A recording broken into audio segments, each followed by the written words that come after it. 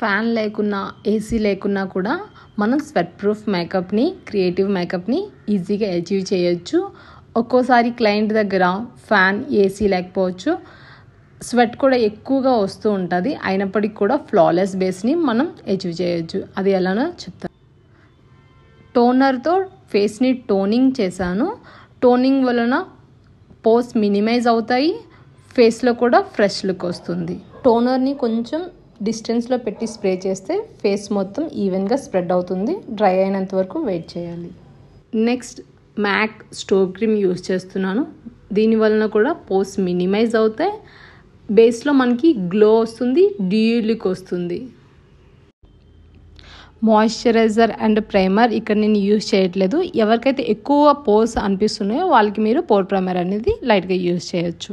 ఎవరికైతే ఎక్కువ స్వెట్ వస్తుంది అనిపిస్తుందో ఈ టిప్స్ యూస్ చేసి మీరు డైరెక్ట్గా బేస్ అప్లై చేయొచ్చు. ఎలా వచ్చింది అనేది కామెంట్ సెక్షన్లో కామెంట్ చేయండి. Follow for more. Thank you for watching.